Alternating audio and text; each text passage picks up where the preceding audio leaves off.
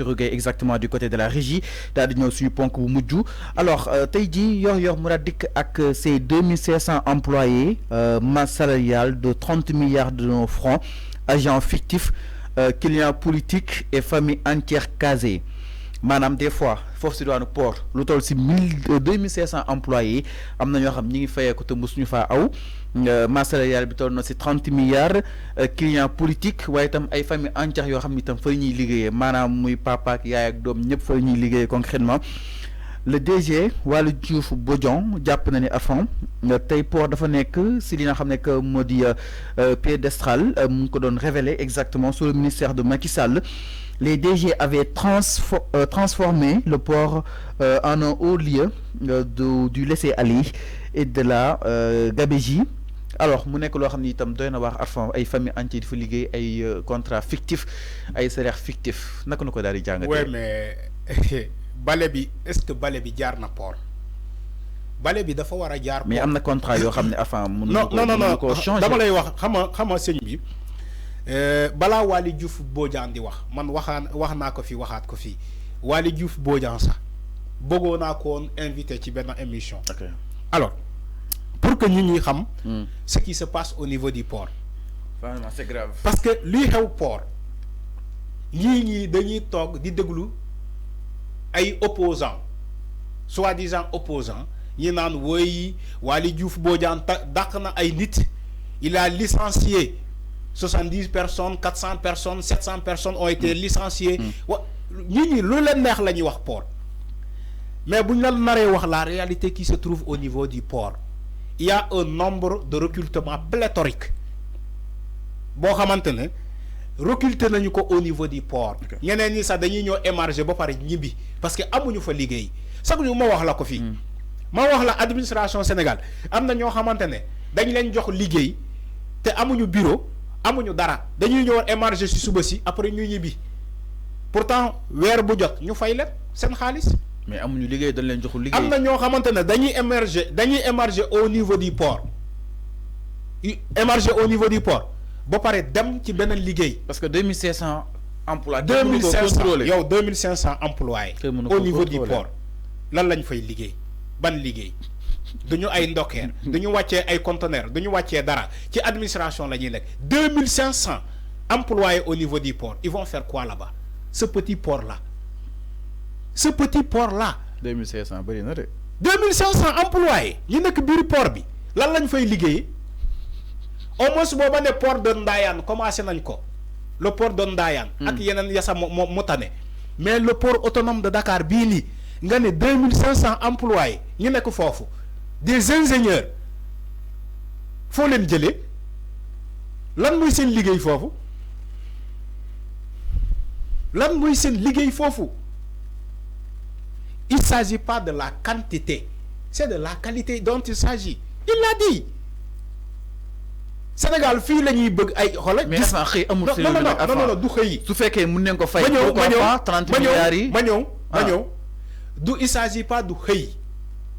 mais anam bi non sëñ bi nit doo ko jox xëy pour jox ko xëy. déedéet nit da nga koy jox xëy bu mu mérito da nga koy jox xëy.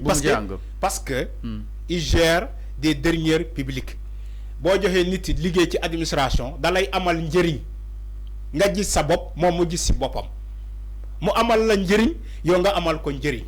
parce que yow yaa koy fay mu amal la njëriñ. ci loo xamante ne tu peux pas t'en passer de lui tey il y a des gens yoo xamante ne au niveau du port le port ne peut pas s'en passer de ces personnes là. parce que dañoo amal njëriñu port boo fa demee dañoo am bureau am liggéey bu am solo bu ñuy nekk di def mais il y a des gens qui sont au niveau du port amuñu fa bureau amuñu fa dara amaluñ njëriñ sa état du Sénégal amaluñ njëriñ sa port pourtant weer bu nekk port dina génnee un budget de 30 millions 30 milliards un budget de 30 milliards di fay salaire là où tu gagnes 70 milliards nga dépenser 30 milliards mu desee la ñaata 40 milliards léegi yow le chiffre d'affaires du port 40 milliards kese excepté yeneen dépenses yi parce que yeneen yow salaire nga waxangum waaw tu vois impôt ñëwagul non tu vois matériel xam nga yow salaire nga wax salaire yow tu gagnes tu travailles 70 milliards.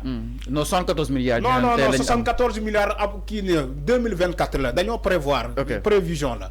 Peut-être 5% yoko ci 70 milliards. Alors, yow tu travailles 70 milliards par an. Yow 70 milliards par mois, par exemple. Par mois 70 milliards. Ngane ci 70 milliards yi da ngay gagner un budget de 30 milliards pour fay salaire. Salaire kese ngay fay. Mu déssé la 40 milliards. Yenen dépenses yi ñëwagul. Légui bo naré jël dépenses yi yépp nga génné le chiffre d'affaires de port. Ça ne te fait même pas 30 milliards li nara dess ci yenen dépenses yi. Parce que tu as un nombre pléthorique.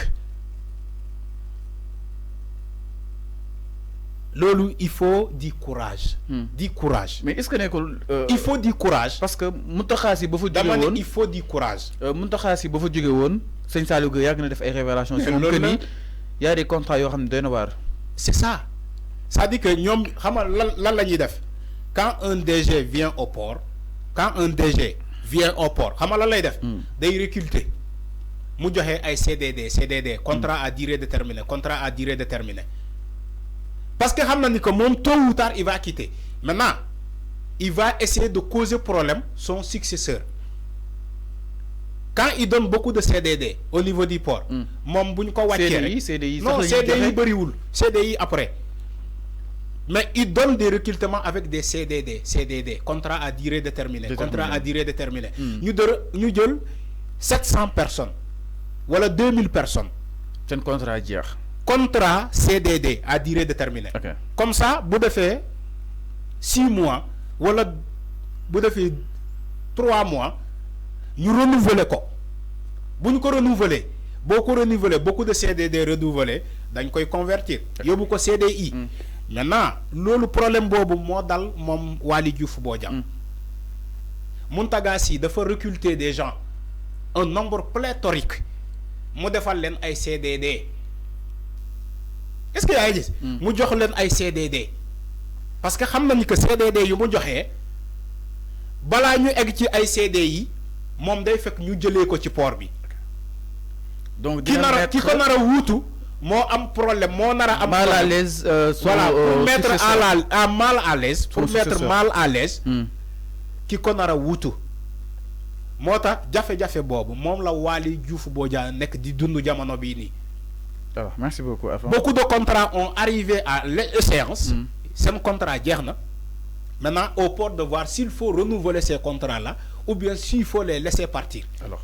Mais malheureusement ñooñu seen contrat jeex pour ñoom c'est leur droit. Mais la rupture elle est brutale peut-être. Pour ñoom c'est un droit pour le port jox leen un contrat à durée déterminée indéterminée. Mais jàpp ne la rupture était brutale. Alors que c'est pas un droit.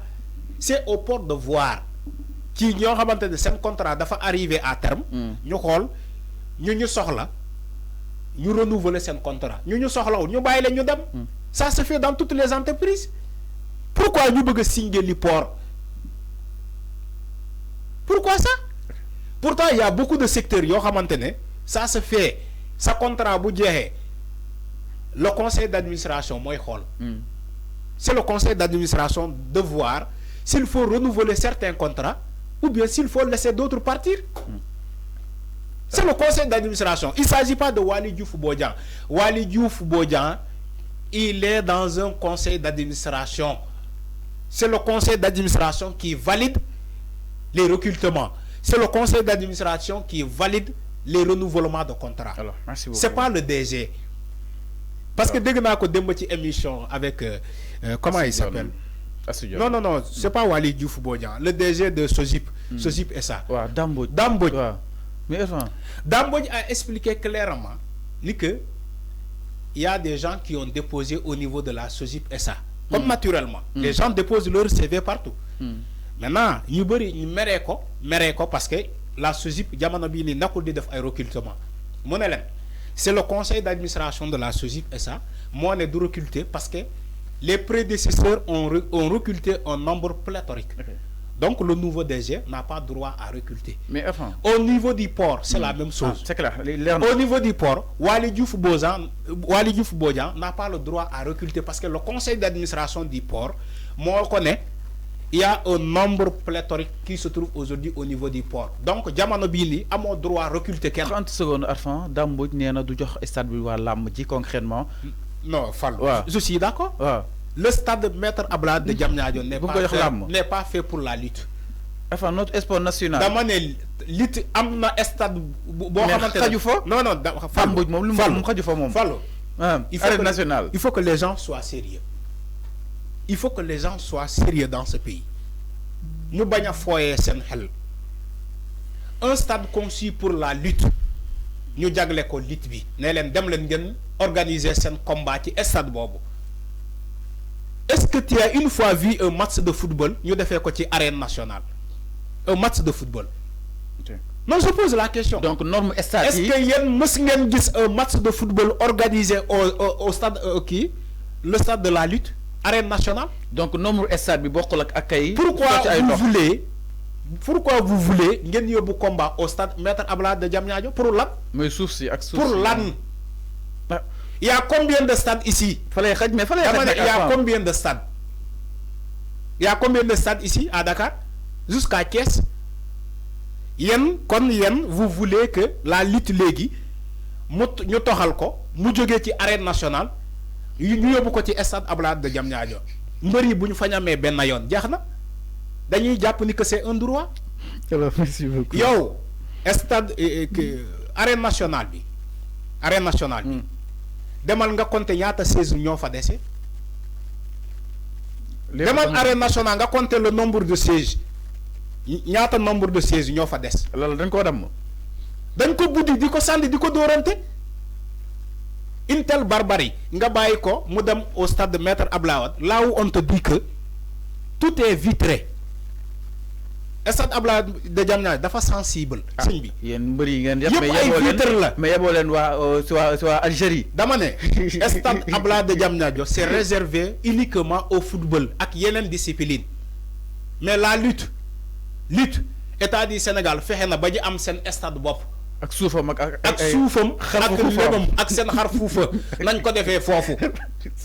Nañ ko defee foofu képp ku leen wax dëgg wax leen lii ni que le stade Abdoulaye Diamniadio c'est pas fait pour la lutte. Alors merci c'est ça la réalité. Le moi c'est ça la réalité. Okay, merci beaucoup. Bàyyi leen di foyer seen xel.